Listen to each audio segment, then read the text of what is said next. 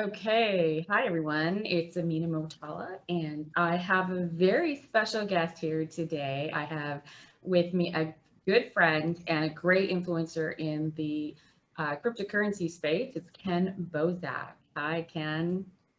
How goes it? Thanks for having me here. Yeah, how goes it? It's a pleasure. I finally get you on my show, so I'm really excited to do this with you. It's been a long Um, time coming, so I really do appreciate it. It's much anticipated, at least from our inner circle of mutual friends. Yeah, no, totally. Like we've known each other for a little bit, and I was just on your show last week. We talked about this, but yeah, we've known each other from the space. You came up to Canada. You love Ottawa. It's been so much fun. We had a few events up here, and just seeing you everywhere we go. It's so much fun. We're having fun. We know what we're talking about. Crypto So fam. yeah, so yeah, I just first of all, I just want to talk a little bit about what's coming up. So there is a Miami conference coming up, a blockchain conference, and I plan to go. I actually just booked my flight Oh, nice. yesterday, so I'm really excited. And I know you're going to be there because you're speaking there, right?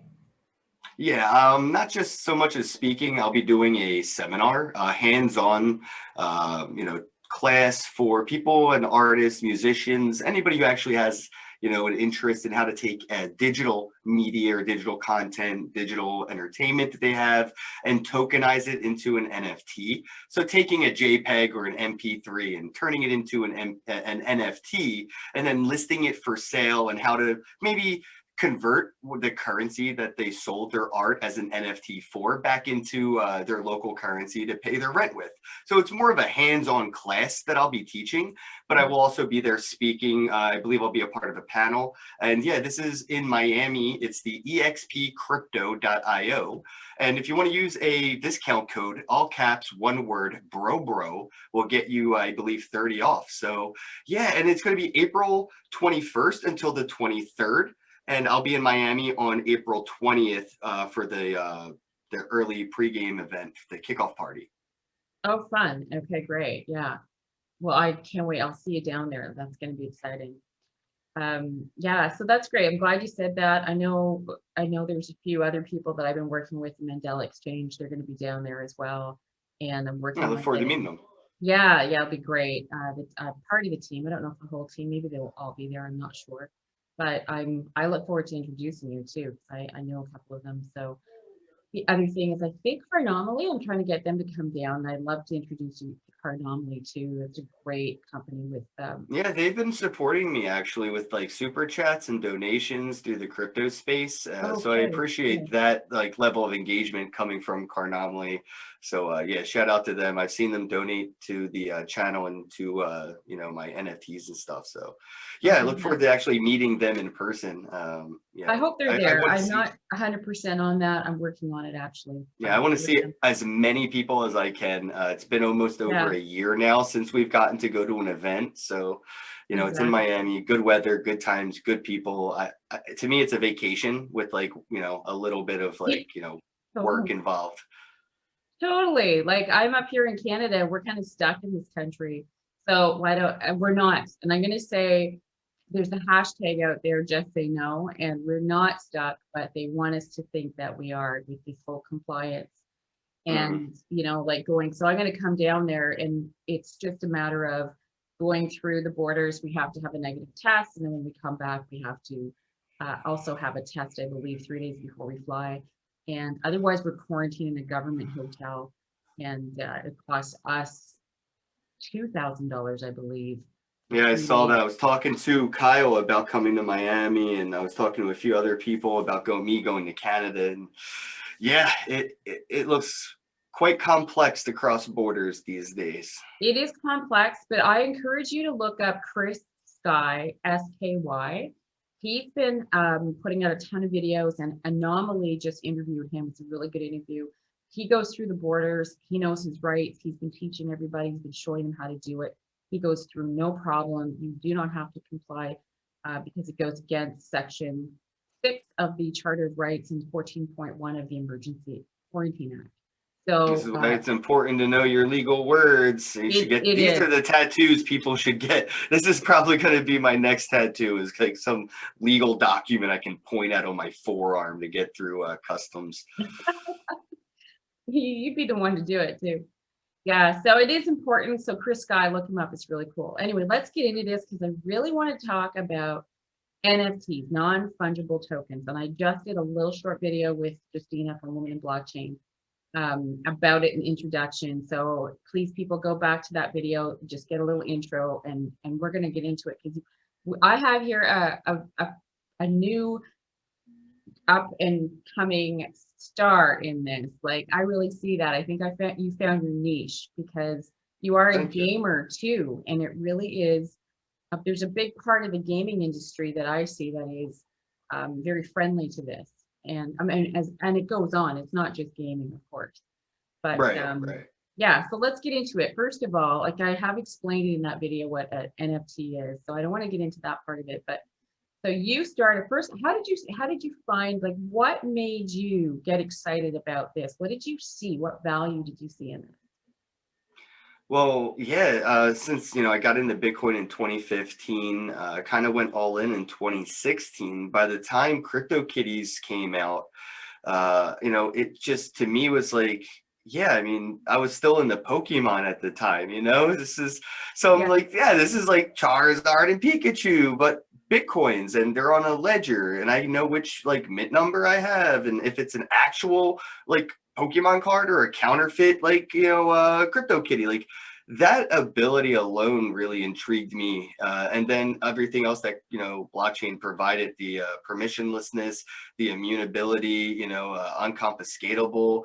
I could back up my Pokemon cards. Imagine if I, did that when I was 11 years old and my mom didn't throw them out by accident. I could have, went to my diary and looked up, 12 words and you recovered all my CryptoKitties, right? So it really intrigued me as, a collector of, things already when it came to like Pokemon cards and Magic the Gathering, which I still collect physical Magic the Gathering cards. I wanted to see what it was like. So I made my own NFT, fairly early, and it was an inappropriate one. It didn't last long because I learned that I was using a custodial host for the image that the Mhm. NFT was supposed to be displaying. So when that server saw that image, they decided to delete it. And now the NFT just shows an error image not found. And then that's where I learned, like, okay, we need to use IPFS, interplanetary file system, something like that. And it's IPFS. That way I could, put my images there and use them for NFTs. And I did my business cards were NFTs in 2017 by the end of the year.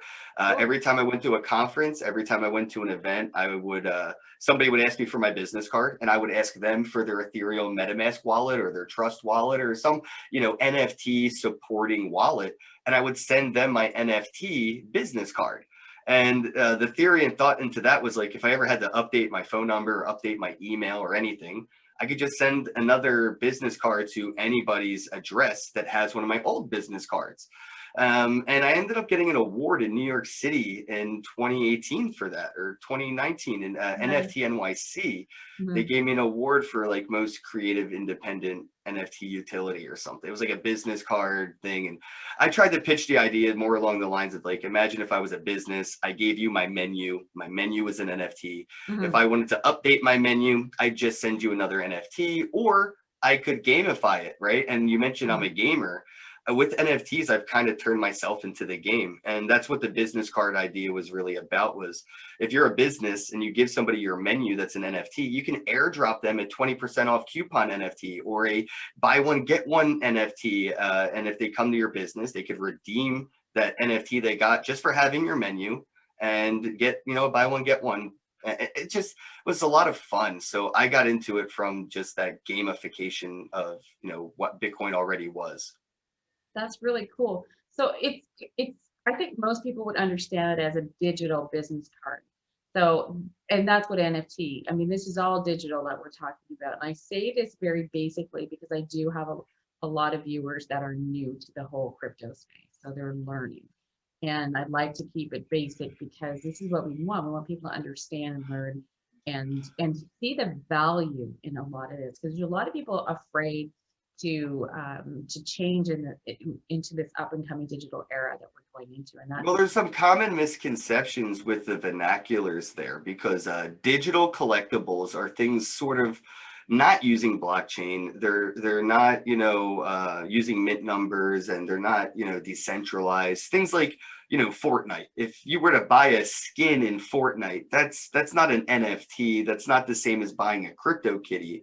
So when you say digital collectibles, people in the crypto space think more along the lines of like Clash of Clans, which is like a traditional video game for your phone, that the things that you buy in the game aren't necessarily things you own. And that's the right. difference between an NFT and a digital collectible is you can only buy a digital collectible, but you can own an NFT. And the way I kind of explain that is, if you were to buy a $1 song on iTunes, that Mm. doesn't mean you own it. You can't resell it. You can't give it away. You can barely even make a copy of it legally. Because But someone if owns you the were to, copyright to that, so you can't. right. Right. So now when I buy music, it's an NFT. I can back it up onto multiple wallets, copying it to make sure I don't lose it. I could back up the private key. And not only did I buy the NFT music, I actually own it. So now I have the legal rights to resell it. And I know if it's the very first track that came off the printing press, like, the first song, first print, first one, or if I have like the 10,000th album by the Beatles. There's a huge difference between the first vinyl record by the Beatles and a copy from Kmart. And this is what NFTs provide, is a clear line dividing the difference between the two. Okay, thanks for explaining that. It's really important because that ownership says it all. I mean that, and you can have royalties, right? Like if you like, I've noticed on yours because I've gone on to wax.io and I have an account there now at Atomic Hub, where you can create your NFTs, right, and put them up for auction and sell them. And I've seen your account, and you can create all these prints of your original, correct? Or like, Yeah, or and I sorry, do earn royalties. Yeah. I mean, and earn royalties is what I'm saying. Yeah. So that's Yeah. incredible. Like, so I'm an artist. I do have art. I paint art on canvas. I haven't in a couple of years. I've been a little bit busy with all of this, but I do have get some pieces. I have sold pieces. And I thought, you know what? How interesting. Like I could put some of my art pieces into an NFT. I have a website because apparently I have to put it on my website first, correct? Because I have to put that Yeah. You website, will. yeah, in the account. Yeah, I bought NFTforsale.com just to make sure I had my own website for my NFTs, but it's always a good place to Oh, send nice. people to your own website or your own kind of like a library of your collectibles. That Right. way you can forward them to Atomic Hub or the marketplace in general. Right, sure. And it links, it makes sense. And And it then, helps people not buy counterfeits. well, this is it. This is what I really like about that is that you don't have to worry about the theft. And because digitally you can take anything really, and they do. I mean, this goes on around the world, especially with images. I don't know if that is, I talked about this with Justina. I don't know if that is gonna help to reduce, or if there's a way to keep that sacred. Like if you have pictures, people steal pictures of other people's children, and then they use it to monetize with for their products or whatever. So Yeah, some people do that on Instagram and get caught all the time. I've yeah, seen things like that. Yeah, it's anyway, weird. it is People weird. don't want to buy counterfeit NFTs in the sense, mostly in the sense if they can afford to, right? So like Beeple, if I can't buy a $69 million Beeple, odds are I'm just gonna screenshot it or something or whatever. Maybe buy a counterfeit from somebody else's, account because I know I can't afford the original. But those that are buying NFTs from people like, selfies of you and Justina the other day. That NFT, I could take that image you put on Twitter, I could mint it, but people would want to rather buy it from the people that are in it or the people that took it or created that. So they're going to want to say, hey, Ken, like, did you actually take this photo? Were you the photographer? No. Were you even in the room? No. Or they're going to look into the contract address and see who minted this NFT. Is this Amina or did Justina mint this? No. Okay, so I don't really want to buy. It's almost like buying an autograph from somebody who knows somebody, right? So Right. like, because I'm, because I met Roger Ver one time, if I wrote his name down on a piece of paper and sold it to somebody, that would be essentially like me taking a screenshot of your NFT and minting it. It's that level of like fakeness right Yeah. now. But people don't mind buying counterfeits if they're priced out of the originals. But the people that, don't overprice and people are counterfeiting them, the community is doing a lot of the policing. We don't need much government Yeah. intervention or regulations with IP or copyright or intellectual infringement on what we don't need it, because the community is governancing it. We are self-governing this entire space by blacklisting people that are counterfeiting, or blacklisting NFTs that are being counterfeited or inappropriate, and things like that. So we are taking care of this ourselves from the inside. That's a great point. The fact that we're self-governing. That just shows it right there how that works. And that can be very powerful. As long as we're on the right side of things and we're doing this, right? So Yep. yeah, very interesting.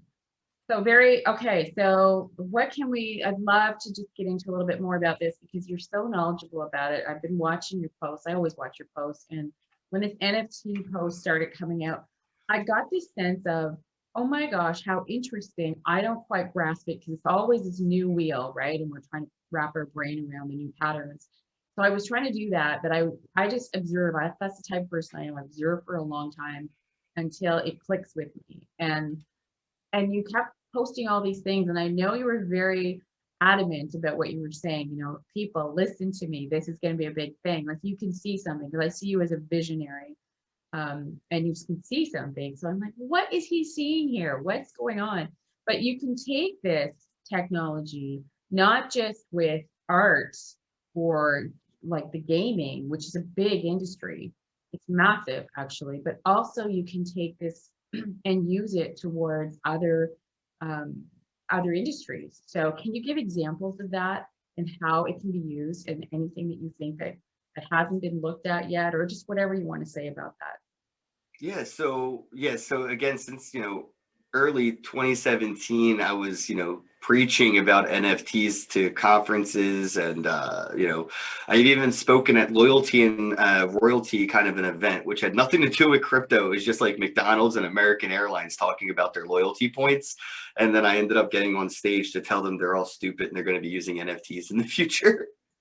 What really got me reanimated about it was I saw the music industry finally recognizing NFTs. And as soon as I saw them acknowledge its existence, it was Mhm. only a matter of time till the music industry completely redesigned everything around this. Mm. So I started getting back to work, probably in like October of last year, 2020, saying, hey, like, everybody needs to drop what they're doing and get into NFTs immediately. That was right around the time I've noticed artists, like Blau, Mhm. getting involved with NFTs, and I started to see more musicians getting involved in NFTs. Makes sense. And Yeah. it wasn't just visual art NFTs. We were getting visual, audio, and Mhm. video NFTs. Yeah. And I immediately started to, see Tower Records to iTunes, from iTunes to MetaMask. I just seeing it all play out like a game of chess. And that was it, around December of 2020, I went all in on NFTs because I saw the industry moving. Mhm. I sold all my Bitcoin for NFT related currencies, NFTs themselves. Mhm. That was when Bitcoin was at $50,000 the first time, before it had its little dip and Mhm. run back up to where it's at 59 now. Mhm. But wax went from 3 cents to 30 cents in the Wow, same I know. time. Incredible. Yeah, thank you. So it was more of a Hail Mary for me, but I saw an opportunity and I had to at least see if I was right rather than talk about it. I had to put my own money where my mouth was, and it paid off, Yeah, you and took the risk. almost all of them. Yeah, you took the risk. I mean, that's important. The calculated risk. Obviously, you did the research. Yeah. You had a good feel for it. I understand that. Good for So you. the music industry is coming in heavy. They're, what I've been preaching was we started with the MP3 players. Now we have MP4 players. Now we've gone on to smartphones that have NFT players inside of them. Oh, This they is do. MetaMask, Okay. Trust Wallet. You know, if Right. you open up MetaMask, that's your NFT player. You can, you know, interact and watch or play or, you know, with your NFT filed content like you would an MP3 file or MP4 file media content. Hmm. And the fact that these are scarce in file size, so you know you could have an MP3 from iTunes, but that's infinite in supply. Or Mhm. I could have a 1 of 100 NFT and maybe get a 1 of 1 music NFT that actually gives me legal royalties and I own the song. I did not just purchase the permission to listen to it. I Mhm. purchased the ability to resell it, to get it into a movie and get a producer to use it in an action sequence. And now, as the owner of that NFT, I own the music legally. I earn the royalties and Yeah. everything that comes from that movie that uses my song from my NFT that somebody else created and sold me. So that right A now big is what deal. I'm looking into. Like that's a big deal in the music industry because music was stolen, so much of it was until you had iTunes. But the fact that it's controlled by, let's just call it mafia, because it's or whatever, it's controlled, right? So it's this allows that non-governance, right? That no middleman. I mean, to me, that's like this whole technology where people are scared about it. It lends such an opportunity for us to use this for ourselves and work between ourselves. Like you say, we can be self-governing. So we can, yes, you know, where did these technologies originally come from and be created from? From people maybe we don't want to be governed by. Maybe they created exactly what we're using. But because it's this type of technology, we can take this and use this and create things from here for Well, our yeah, it doesn't matter who made it originally. It's open source technology. exactly. If you have a, fifth grade understanding of technology, you can copy and paste and clone anything. It's called forking, and anybody can pretty much Exactly. fork anything they want. You know, if you don't like the way Bitcoin BTC works, make your own version of Bitcoin BTC and fork it, and now you have your own like Bitcoin Cash or you know any other fork that exists of it, and that can go to any other blockchain that's open source. You know, if people can look under the hood and see the code, that's the most important key of it is being able to audit it yourself. You know, do your own research, and if you can do that,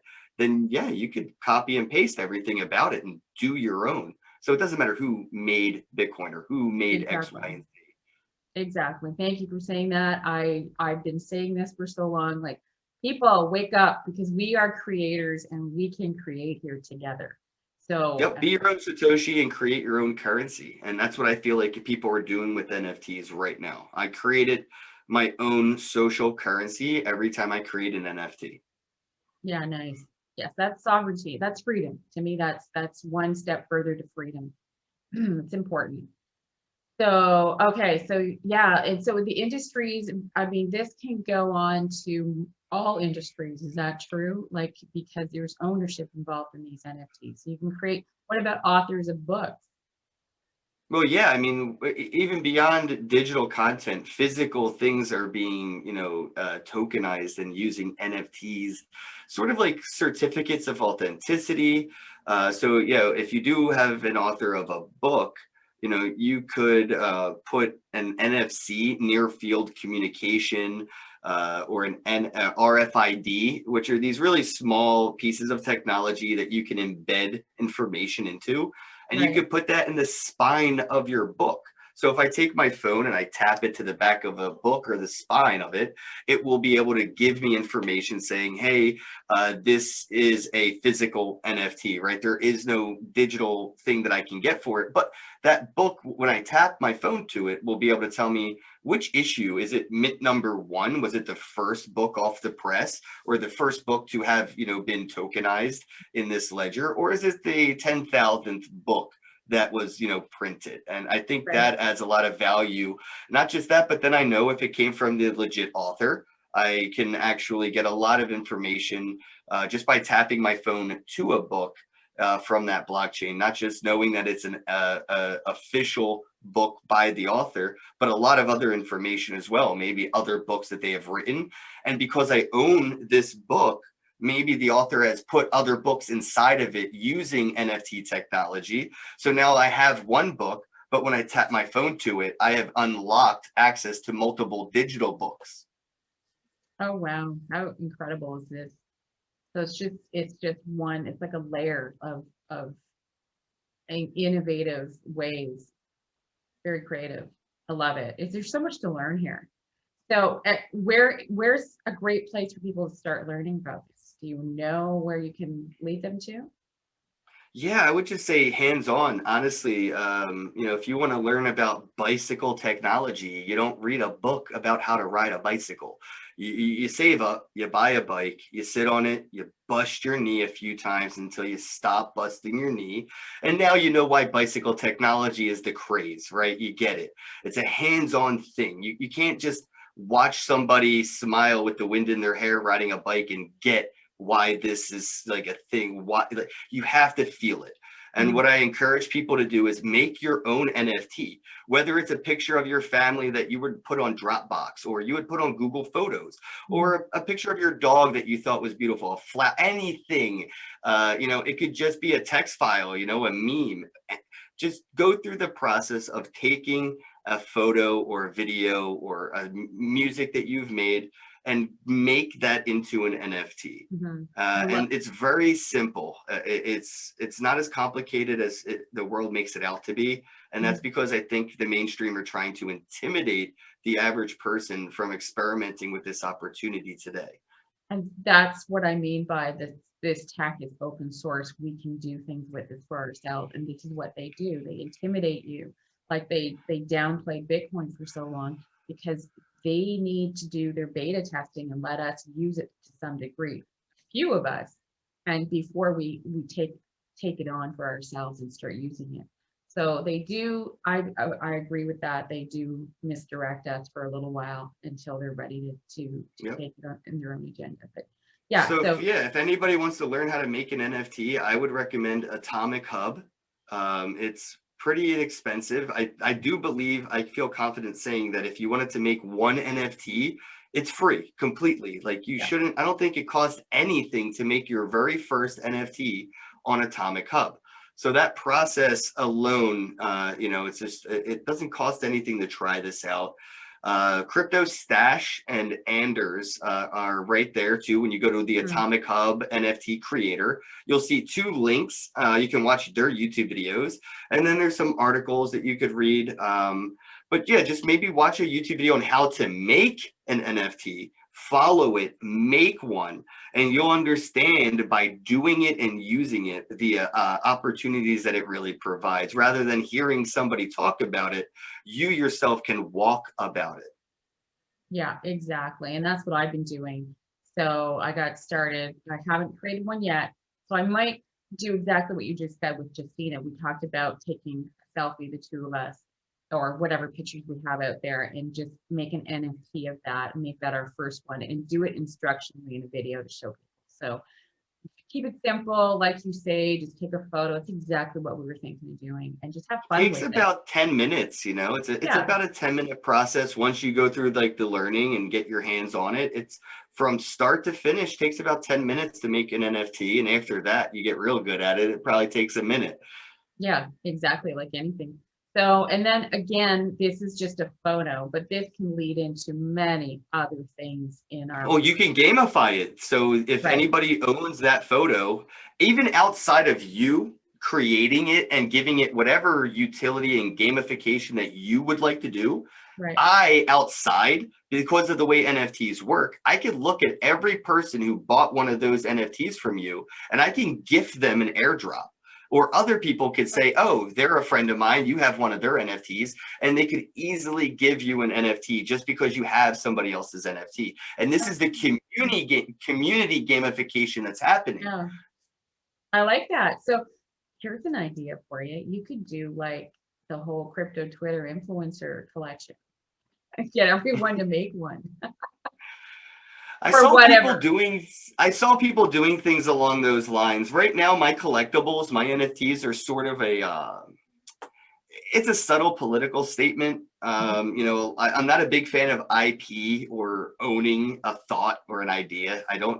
I don't like living in a world where people even think it's a good thing to be able to buy a patent on an idea or to own something, a concept. It's What weird if to you me. made So, your own slogan up and it was your thing? well, I don't know. It doesn't matter if people, it's nothing's mine, nothing's yours, it's ours. True. We're all Yeah, part of this together, and if yeah, people owned things themselves, and who would ever have the ability to use a you know penicillin, but thank God that dude just gave it away for free. yeah. So that's how the world I want to live. But so my collectibles are more along the lines of like crossing legal boundaries. So a lot Right. of my NFTs look like me, but of other art. So I got like Dragon Ball Z art that's kind of crossing a line, but it's parodied enough that I think I can get away with it. I got Simpsons styled art, Street Fighter styled art, all different kinds of different things that would probably piss off the legacy world once they realize I'm using their likenesses with my likenesses. But I'm not a fan of IP and all that. It actually has no value here. To go out and buy a trademark for a character that you created as a cartoonist, the ability to enforce that legal document that you purchased is null and void. People are going to make fake, NFT accounts and make clones of your art and sell it, and there's not much you can do about it. That's where governance comes in. We don't Mhm. need to pay the government to protect us from copyright infringement because it's a waste of money, and they can't protect us because they can't enforce their promise to protect you with the repercussions that you're paying for when you buy a trademark. So the governance aspect of somebody wasting a lot of their time by setting up an NFT store with counterfeited art just to get blacklisted, that's a bigger punishment than you paying a government for a trademark. And all the repercussions are is what you would get anyway, is the government saying, hey, someone stole your art, they blacklist them, and they're gone. You didn't need a legal document to do that. And I just want to, let people know that, they're wasting a lot of time and money patenting things and Mm. trademarking things and purchasing IP on things. It's the legacy system that you're fueling still, and it doesn't apply here. They have no power here. It's the We do. corporation. Yeah, that's in the corporation that everything is regulated and legalized in the civil process. Absolutely. That's why I love Beeple and his Winnie the Pooh and Buzz Lightyear and Mickey Mouse Yeah. art. That is a very strong political statement, a huge middle finger to IP and trademarked ideologies. So yeah, shout out to Beeple. But yeah, so my NFTs are just really cool things that are nostalgic to me that I just rendition. So NFTforsale.com. And if you make any NFTs, I would love to buy one. My goal is to buy 1 million $1 NFTs. Oh, So cool. if you have a $1 NFT available, I would love to buy it. Okay, I'll let you know. I would be honored. So that'd be cool. I bought a couple of yours too already, so I love it. Thank you. No, it's good. We all support each other. Um, so what did I want to ask you before we end this? There's a couple more things. Okay, so NFTs, where can you go and how can you get started? We talked about that. What could be next? Anything else? Just as an intro. I guess if you're looking to maybe buy your first NFT, the cool thing about Wax is when they do these official collaborations, things like Street Fighter or even Bratz. If you have a daughter who you might want to get interested in NFTs, they got stuff for the boys with Street Fighter. They got stuff for the girls with Bratz, or even some girls are in the Street Fighters and some boys are in the Bratz. It's all good, but they got something for everybody. The point of it is you could buy these with your credit card. So you actually don't even have to use cryptocurrency to buy your first NFT. I Right. believe Godzilla is coming out today or tomorrow on Wax. And you could purchase these with your credit card directly from Wax, or you could buy them from the secondary market off of somebody who already used their credit card, and then you could use cryptocurrency to buy one from them. So it's really cool to see the ability to get involved with NFTs. You could also, let me just reach over here, sorry. Yep. You could also head on over to your local Target or Walmart, and you could buy a pack of the Garbage Pail Kids. And inside each box, there's one of these, and you can scratch off and get an NFT. And they sell these at Walmart and Target right on the shelf. You can buy them. I think they're like $20. And it has an NFT right inside the box that you can get. So Mhm. there's so many ways to acquire your first NFT outside of having to figure out, how do I get Bitcoin? How do I trade it for wax? How do I trade wax for the NFT? You could go to Target, Walmart, pick up some garbage pail kids, or you could go to wax.io and get a part of the Godzilla NFT launch that they're doing. And you could use your credit card to buy your first NFT. And then you could sell that for crypto. And now you sold an NFT for crypto that you can use to buy more NFTs, rinse and repeat. Okay, so interesting. So of course, for a lot of people, this is so new, and you know, the interest of wanting to go buy one, that comes once you start to understand what this means and what it is, and obviously it's going to become more adopted in all industries. Like you said, some musicians already have started Yep.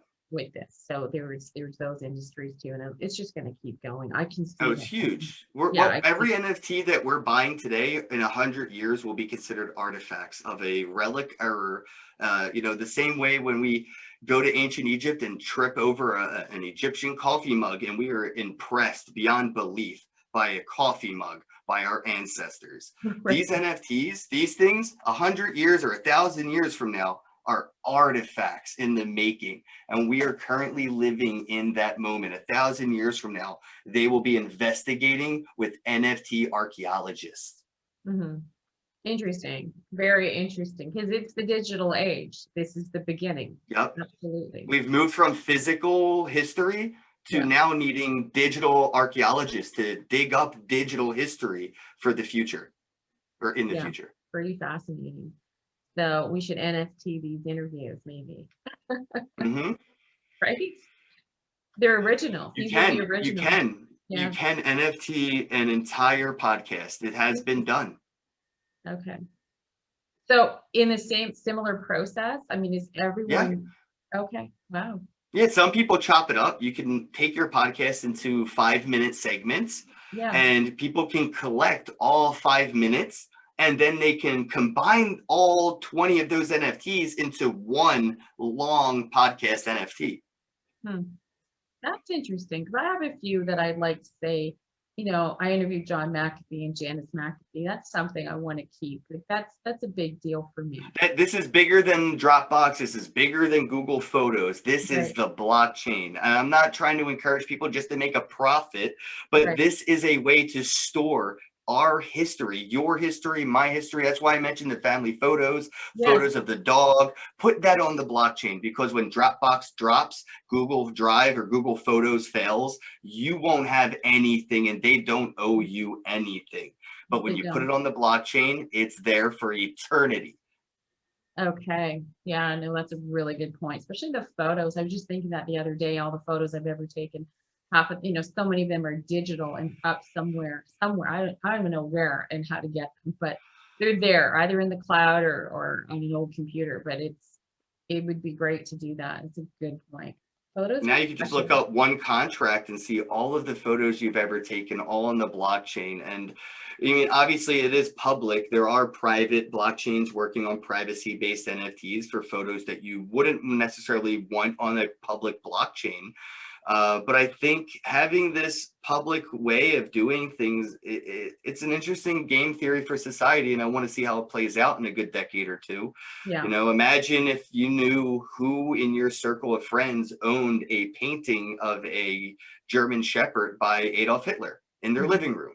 Hmm. You don't know which one of your friends purchased that kind of art, or, you know, and we're starting to see how this plays out socially, politically, wearing a mega hat versus a whatever hat, people change their opinions of the people they want to surround themselves with when they get to know a little bit more about them. I think as we go digitally, we're like doing virtual investigating. When I go on Tinder and I swipe right and I get a match, I'm looking them up on Google. I'm looking up their Facebook. I'm looking up their Twitter account. And I think the next logical step would probably be looking up your crypto collectibles or your collection of NFTs and seeing like what kind of person are you financially speaking. Did you invest in Hitler art, or do you invest in Beeple art? Right. There's so many things to look into. So what about the question of something being forged or there's fraud in forging something like copying? Like I have a picture with so and so, but it's fake, but yet I made it into an NFT. How do we verify that? We don't. We can't. It doesn't matter. Doesn't matter anymore. Right. I don't think it matters.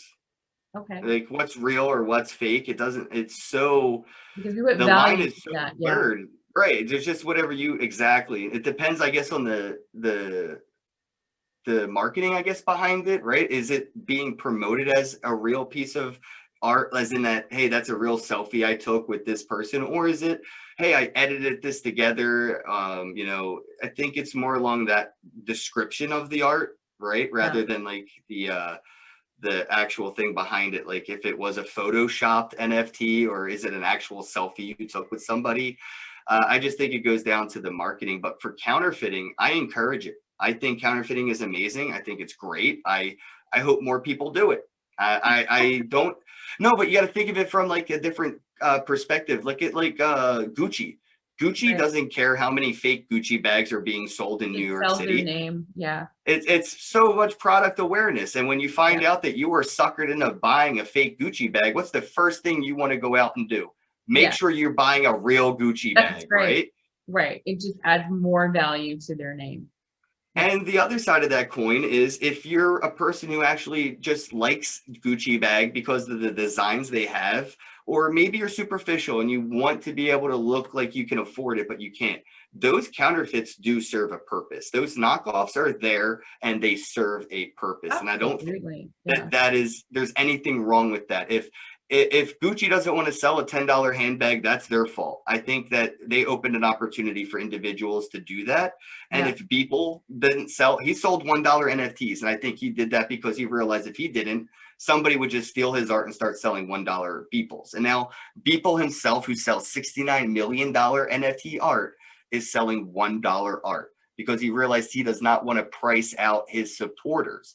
So this is what counterfeiting will encourage. It'll encourage people to stop pricing out people that want to support them. And it will also Trojan horse on ramp people from maybe spending $10 on a counterfeit Gucci bag NFT to go through the research purposes and stages to figure out what is a real Gucci NFT and a fake Gucci NFT.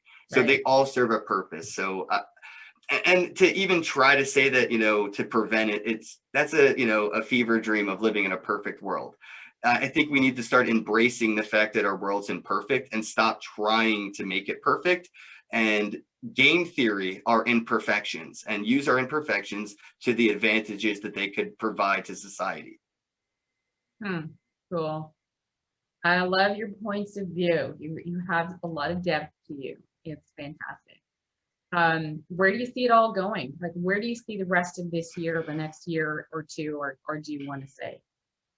I just see it going fast and breaking things. A lot of people are going to run, trip, fall, stumble, break something, get back up, brush it off, and do it again. Yeah. This is going to be the year of a lot of errors, a lot of things failing or going wrong. This is going to be the year of make or break for a lot of things. Yeah.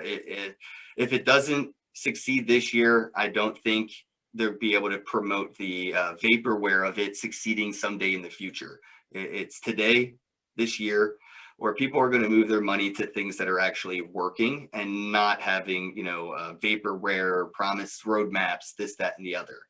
And also, I see this going not just mainstream, but ubiquitous. Like we don't really do podcasts about plumbing, but we all took a shit this morning and flushed it, and it was the best technology we've ever used.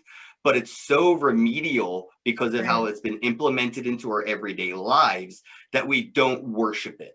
And I do believe that blockchain, crypto, NFTs will be so fundamental to the way we interact with life in the next year or two. By 10 years from now, this will be as relevant as fax machine conversations.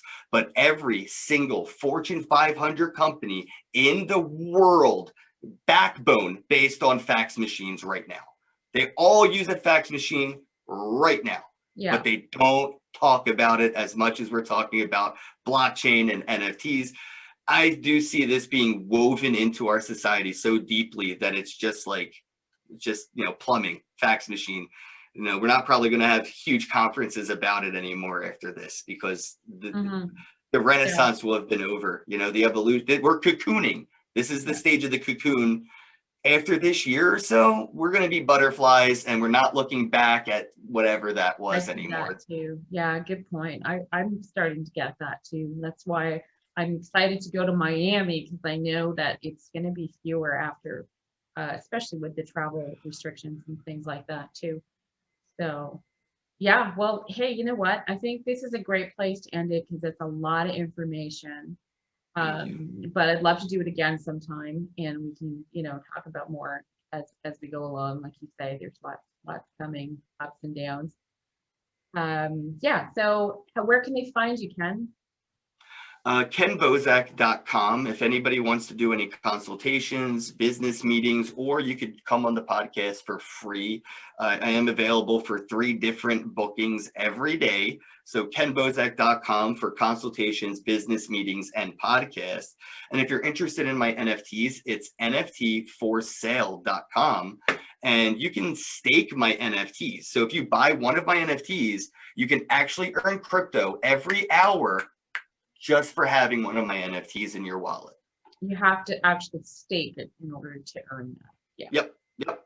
Excellent. And you can do that right from your account, like where you buy in your inventory. Like, say I have your NFT. So you would go to ourplanet.io, but it's on NFTforsale.com, and you can just click on the staking option on my website, NFTforsale.com. Okay. And it will take you right to where you can stake the NFTs and get paid every hour. Okay, nice. Fantastic. I love that. That's fantastic. Thank you, everybody. That's fantastic. Nice. Okay, awesome. Thank you so much. Love to have you back, and love having you on today. So I won't keep any more. I know your day's busy, so is mine. So ciao. We'll see you later. We'll see you in Miami. Have a day. Oh, I will be there. Yes. Yes, Miami, April 20th or 21st to 23rd.